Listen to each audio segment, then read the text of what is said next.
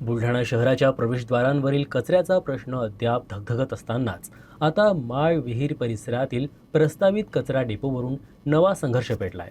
नगरपालिकेच्या सुधारित धोरणानुसार हनवतखेड येथील कचरा डेपो माळ विहीर परिसरात हलविण्यात आल्याचं समजताच ग्रामस्थ आणि शेतकऱ्यांचा संताप उफाळून आला.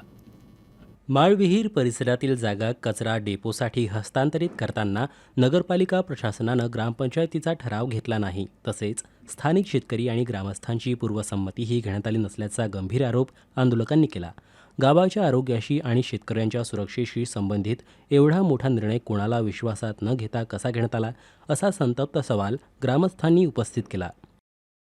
हे गाड्या याच्यासाठी अडवल्या की जसं इथे कचरा इथे टाकून येईल, त्याच्यानंतर आसोलं डुकर बिबटे हे सगळे जनावर इथे येतील. इथं आमच्या शेत्या पिकाचं ते सगळंच हेच झालं त्याच्यावाला.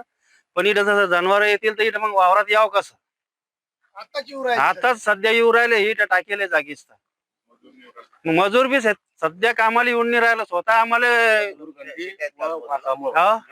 शेत्या येत नाही आमच्या जागी. शेत्या यायला लागूनच शेती आहे आमच्या.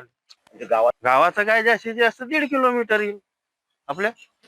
1 किलोमीटर आणि सावळा 1 किलोमीटर येईल. स्वतः शाळा आहे पुन्हा इथं जागी. शाळेसमोरूनच गाड्या येतात कचऱ्याच्या घाण गाड्याला. हे जंगली जनावर पिकावर आमच्या पूर्ण माश्याच येऊ राहिल्या सध्या.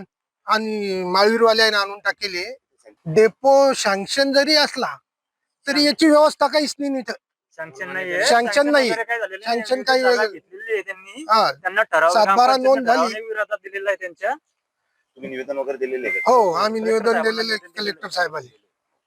आपली काही सहमत घेतली? आमचा इथं आम्हाला काही विचारपूस झाली नाही, काही नाही. आम्ही इथं टाकू देत नाही. आमचा याला विरोध आहे.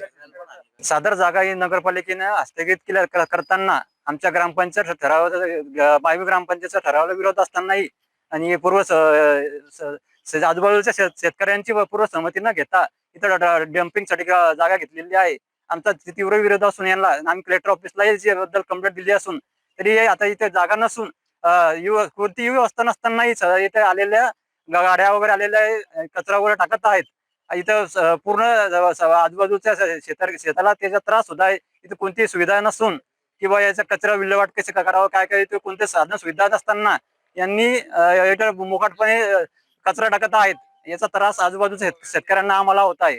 हा इथं आमचा इथं डम्पिंग ग्राउंड होऊ नये म्हणून आमचा हा तीव्र विरोध आहे. या डम्पिंग ग्राउंड मुळे जागून असलेल्या